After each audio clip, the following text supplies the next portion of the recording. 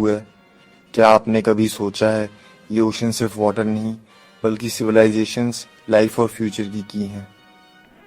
ये वो जगह है जहाँ लाइफ की शुरुआत हुई और जहाँ हमारे फ्यूचर की कई चैलेंजेस छिपी हैं। आज हम जानेंगे बिलियंस ऑफ ईयर्स पहले वाटर कहाँ से आया और कैसे इसने अर्थ को रहने योग्य बनाया। कैसे एशियंट सिविलाइजेशंस ने सी को देखा, उसे समझा और उससे अपने लाइफ को जोड़ा। और साइंस ने किन सीक्रेट से पर्दा उठाया, उन अमेजिंग क्रीचर्स के बारे में जो डेप्थ में रहते हैं और उन प्रोसेसेस के बारे में जो अर्थ को बैलेंस्ड रखती हैं। ये जर्नी सिर्फ हिस्ट्री या साइंस नहीं बल्कि हमारे एग्जिस्टेंस और फ्यूचर से भी जुड़ा है। ओशंस का हेल्थ हमारी अर्थ का हेल्थ है, क्लाइमेट चेंज, ओशंस का क्राइसिस और हमारी रिस्पॉन्सिबिलिटी, इन सब पर बात करेंगे। हम देखेंगे कि कैसे हमारी एक्टिविटीज ओशंस को इम्पैक्ट कर रही हैं और हम क्या कर सकते हैं। तो चलिए ओशंस की इस डेप्थ में उतरते हैं और जानते हैं कि ये विशाल सी हमसे क्या कहना चाहते हैं। कहानी शुरू होती है 4.5 बिलियन ईयर्स पहले, एक ऐसे टाइम में जब हमारा प्लैनेट अर्थ अपने अर्ली स्टेज में था। ये एक ऐसा एरा था जब सोलर सिस्टम अभी भी शेप ले रहा था और अर्थ एक काम स्टेबल प्लेस से बहुत दूर थी। जब अर्थ फायरबॉल दी, अ मोल्टन फायरी प्लैनेट जिसकी सरफेस पर लावा बहता था और वॉल्केनोज इरप्ट होते थे। हर तरफ बस फायर और स्मोक था, नो ओशंस, नो लाइफ। ये एक बैरन, लाइफलेस वर्ल्ड थी जो आज हम जानते हैं उससे बिल्कुल डिफरेंट। इमेजिन करना भी मुश्किल है कि कभी यहाँ लाइफ ग्रो कर सकता था। साइंटिस्ट्स मानते हैं आइसी कॉमेट्स और एस्ट्रॉइड्स अर्थ से टकराए, स्पेस रॉक्स के कंटिन्यूअस बम्बार्डमेंट जिसने हमारे प्लैनेट को शेप दिया। ये कलिजन्स डिस्ट्रक्टिव थीं, लेकिन वे लाइफ के लिए एसेंशियल एलिमेंट्स भी लेकर आईं और वाटर लाए। इन कॉमेट्स और एस्ट्रॉइड्स में फ्रोजन वाटर मॉलिक्यूल्स थे जो अर्थ से टकराने पर मेल्ट हो गए और प्लैनेट पर फैल गए। मिलियंस ऑफ ईयर्स तक कलिजन से वाटर एटमॉस्फेयर में स्टीम बनाकर जमा हुआ, एक डेंस, हॉट और स्टीम फिल्ड एनवायरनमेंट जो अर्थ को ब्लैंकेट की तरह ढके हुए था। जैसे जैसे अर्थ ठंडी हुई, धीरे धीरे टेम्परेचर गिरने लगा और एटमॉस्फेयर में मौजूद स्टीम का क्या हुआ? स्टीम कंडेंस होकर रेन में बदल गई, रेन जो सेंचुरीज तक नहीं रुकी। इतनी लंबी बारिश जिसने क्रेटर्स और वैलीज को फिल कर दिया।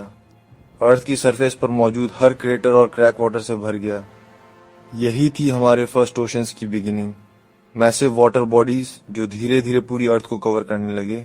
शुरू में वाटर फ्रेश था, बिल्कुल पूरा ड्रिंकेबल, लेकिन रॉक्स से गुजरते गुजरते सल्टी बन गया, मिनरल्स और सॉल्ट्स को डिसॉल्व कर, जिसने ओशंस को उनका यूनिक टेस्ट दिया। इन्हीं प्रिमिटिव ओशंस में लाइफ की फर्स्ट स्पार्क जली, मोमेंट जिसने हमेशा के लिए अर्थ की हिस्ट्री को चेंज कर दिया। यही है ओशंस का कॉस्मिक बर्थ, एक लॉन्ग और कॉम्प्लेक्स प्रोसेस जो बिलियंस ऑफ ईयर्स पहले शुरू हुई थी और जिसने हमारे प्लैनेट को हैबिटेबल बनाया। जब इंसानों ने पहली बार ओशन देखा तो उनके मन में कई क्वेश्चंस उठे। ये विशाल वाटर बॉडी कहाँ से आई? इसका एंड कहाँ है? क्या इसके अंदर लाइफ पॉसिबल?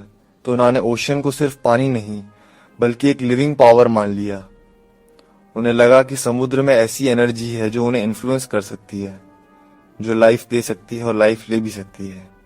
लगभग हर सिविलाइजेशन ने समुद्र को गॉड्स और मिस्टीरियस क्रीचर्स से जोड़ा। उन्होंने ओशन को एक ऐसी जगह माना जहां गॉड्स रहते हैं और जहां अननोन पावर्स काम करती हैं। मेसोपोटामिया में टियामत जो कि सॉल्ट वाटर की गॉडेस थी, इजिप्ट में ओशन केओस का सिंबल था, एक ऐसी पावर जिसे कंट्रोल करना मुश्किल था। ग्रीस में पोसेइडोन, हर जगह ओशन का अपना गॉड था। ये गॉड समुद्र की पावर और उसके सीक्रेट्स को रिप्रेजेंट करते थे।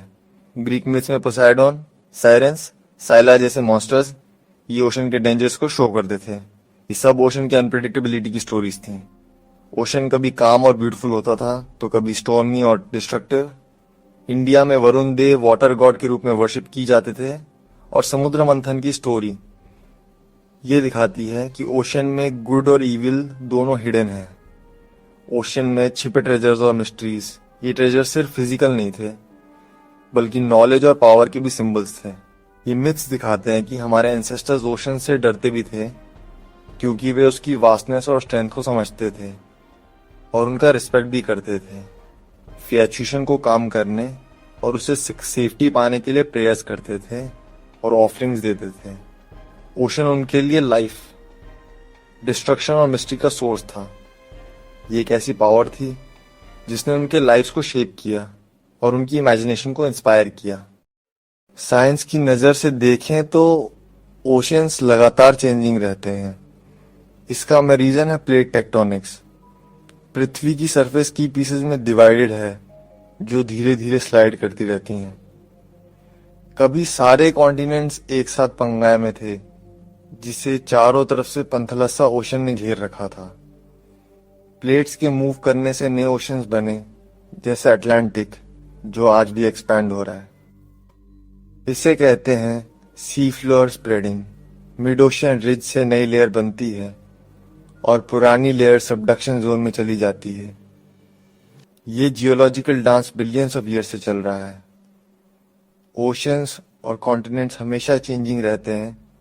यही है अर्थ की रियल लाइवलीनेस।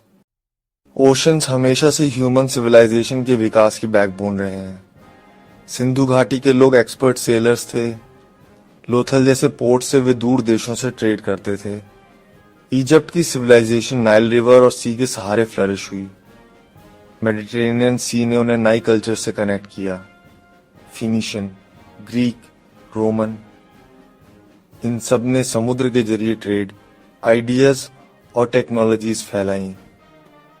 मेडिटेरेनियन सी सिविलाइजेशंस का क्रेडल बन गया। समुद्र ने न केवल रिसोर्सेज दिए बल्कि नए आइडियाज और कल्चर्स भी दिन। ओशंस सिविलाइजेशंस को जोड़ने वाली लाइफलाइन रहे हैं। समय के साथ साथ सी ट्रेड और भी ज्यादा कॉम्प्लेक्स और इम्पोर्टेंट हो गया। इंडियन ओशन उस टाइम ट्रेड का महब था। अरब, इंडियन और चाइनीज सेलर्स मॉनसून विंड्स का यूज करते थे नेविगेशन के लिए। स्पाइसेस, सिल्क, गोल्ड, आइवरी, ये सब सी रूट से दुनिया भर में पहुंचाते थे। 15th सेंचुरी में यूरोपियन एक्सप्लोरर्स ने नए सी रूट्स डिस्कवर किए। वास्को दा गामा, कोलंबस जैसे नाम फेमस हो गए। इससे अटलांटिक ट्रेड का सेंटर बन गया और ग्लोबल इकोनॉमी की फाउंडेशन रखी गई। कोलंबियन एक्सचेंज ने गुड्स, प्लांट्स, एनिमल्स और लोगों का एक्सचेंज शुरू किया। स्लेव ट्रेड भी इसी का पार्ट था। अब सी सिर्फ ट्रेड के लिए नहीं बल्कि पावर और डोमिनेंस का सिंबल बन गया। जहां ट्रेड है वहां कॉन्फ्लिक्ट भी। वेव्स पर हमेशा कंपटीशन रहा है। समुद्रों पर कंट्रोल के लिए काउंटलेस वॉर्स लड़ी गई। Athens, Sparta, Roman Carthage, Vikings, sea पर डोमिनेंस के लिए। हर एरा में नवल पावर डिसाइसिव रही है। स्पेनिश आर्मादा की डिफीट ने ब्रिटिश नेवी के डोमिनेंस की शुरुआत की। अगले 300 ईयर्स तक रॉयल नेवी ने ओशंस पर रूल किया।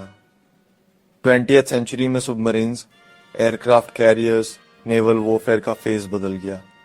अब सी बैटल्स पूरी तरह बदल चुकी थी। अटलांटिक और पैसिफिक में डिसाइसिव बैटल्स लड़ी गई। आज भी ओशन स्ट्रेटेजिकली सुपर इंपॉर्टेंट हैं। सुपर पावर्स अपना इन्फ्लुएंस बढ़ा रही हैं। साइंस के बावजूद ओशियंस अभी भी मिस्ट्री से भरे हुए हैं। हम मार्स की सरफेस को समुद्र के फ्लोर से ज्यादा जानते हैं। Bermuda triangle, Atlantis, ghost ships, इनकी स्टोरीज आज भी लोगों को अट्रैक्ट करती हैं। साइंटिस्ट इनके पीछे नेचुरल रीजंस बताते हैं लेकिन मिस्ट्री अभी भी रिमेन करती है। अटलांटिस, वॉज इट रियल या सिर्फ एक कहानी? आज तक कोई सॉलिड प्रूफ नहीं मिला। मिनोन सिविलाइजेशन का डिस्ट्रक्शन, मैरी सेलेस्ट जैसे हॉन्टेड शिप्स, ओशंस के काउंटलेस सीक्रेट्स, मिल्की सी जैसे फिनोमेना, बायोलुमिनेसेंट बैक्टीरिया के होने के बावजूद ये चीजें फुली समझ नहीं आई हैं। ये मिस्ट्रीज हमें याद दिलाती हैं ओशंस अभी भी अननोन है और एक्सप्लोर करने लायक हैं। ओशन की असली मैजिक तो सरफेस के नीचे है। यहीं पर लाइफ की शुरुआत हुई थी। कोरल रीफ से लेकर डीप सी ट्रेंचेस तक हर जगह लाइफ मौजूद है। कोरल रीफ समुद्री लाइफ का फाउंडेशन है। सिर्फ 2 एरिया, लेकिन 25 मरीन लाइफ यहीं रहती है गहराई में। बायोलुमिनेसेंट क्रीचर्स जैसे एंगलर फिश जो डार्कनेस में ग्लो करते हैं। हाइड्रोथर्मल वेंट्स, जहां लाइफ सूरज की बजाय केमिकल्स पर डिपेंड करती है, कीमोसिंथेसिस पर based ecosystems, tube worms, crabs और श्रिम्प्स यहाँ थ्राइव करते हैं। ये डिस्कवरीज दिखाती हैं कि लाइफ टफ कंडीशंस में भी सरवाइव कर सकती है। टेक्नोलॉजी ने ओशंस को देखने का हमारा तरीका पूरी तरह चेंज कर दिया है। स्कूबा के इन्वेंशन ने ह्यूमंस को पानी के नीचे की वर्ल्ड एक्सप्लोर करने का मौका दिया। सबमरीन्स और आरओवर्स, रिमोटली ऑपरेटेड व्हीकल्स ने एक्सप्लोरेशन को नेक्स्ट लेवल पर पहुंचा दिया। अब हम उन डेप्थ्स तक जा सकते हैं जहां ह्यूमंस कभी नहीं जा सकते थे। मारियाना ट्रेंच की डीपेस्ट पॉइंट को टच किया, पूरे 11 किलोमीटर नीचे। रोबोटिक व्हीकल्स नई स्पीशीज डिस्कवर करते हैं और ओशन फ्लोर का डिटेल्ड मैप बनाते हैं। सैटेलाइट से हम ओशन सरफेस, करेंट्स, टेम्परेचर और क्लोरोफिल तक मेजर कर सकते हैं। ये टेक्नोलॉजी हमें ओशंस को एक ग्लोबल सिस्टम की तरह समझने में हेल्प करती है और हमें फ्यूचर डिस्कवरीज के लिए इंस्पायर करती है। आज हमारे ओशंस क्लाइमेट चेंज के संकट से जूझ रहे हैं। उन्होंने हमारी कार्बन डाइऑक्साइड और हीट एब्जॉर्ब कर ली, लेकिन इसकी हैवी प्राइस चुकानी पड़ रही है। ओशंस अब गर्म हो रहे हैं। कम oxygen, coral bleaching, marine life पर खतरा। एसिडिफिकेशन से शेल्स, कोरल्स और प्लैंक्टन कमजोर हो रहे हैं। पूरी फूड चेन इफेक्ट हो रही है। सी लेवल बढ़ रहा है, ग्लेशियर्स मेल्ट हो रहे हैं, कोस्टल सिटीज खतरे में हैं। फ्लड्स, इरोजन और ड्रिंकिंग वाटर का सॉल्टी होना, ये सब राइजिंग सी लेवल्स के रिजल्ट्स हैं। ओशंस का क्राइसिस अब हमारे डोर स्टेप पर है। ओशंस आज पोल्यूशन, ओवरफिशिंग और हैबिटेट डिस्ट्रक्शन जैसी प्रॉब्लम से भी जूझ रहे हैं। प्लास्टिक कचरा, microplastics, chemical pollution, marine life danger में है। ओवरफिशिंग ने फिश पॉपुलेशन को काफी कम कर दिया है। पूरी फूड चेन इम्बैलेंस में आ गई है, बट सॉल्यूशंस हमारे पास हैं। ग्लोबल लेवल पर ग्रीन हाउस गैसेस कम करना, रिन्यूएबल एनर्जी अपनाना। लोकल लेवल पर सिंगल यूज प्लास्टिक कम करें, choose sustainable sea food waste को प्रॉपरली डिस्पोज करें। मरीन प्रोटेक्टेड एरियाज बनाना, एजुकेशन और अवेयरनेस फैलाना बहुत जरूरी है। जब लोग ओशंस की इंपॉर्टेंस समझेंगे, तभी वे उनकी प्रोटेक्शन के लिए इंस्पायर्ड होंगे। तो दोस्तों, ये थी महासागरों की कहानी, ब्रह्मांडीय बारिश से शुरू होकर आज हमारे भविष्य तक। महासागर सिर्फ पानी नहीं, बल्कि जीवन, इतिहास और रहस्य का संग्रहालय है। उनकी हर लहर एक कहानी, हर गहराई एक रहस्य। अब हमारी बारी है, महासागरों को बचाने की जिम्मेदारी हमारी है। ये चुनौती भी है और अवसर भी एक टिकाऊ भविष्य बनाने का। अगर आपको ये वीडियो पसंद आया तो लाइक, शेयर और सब्सक्राइब करें। अपने विचार कमेंट में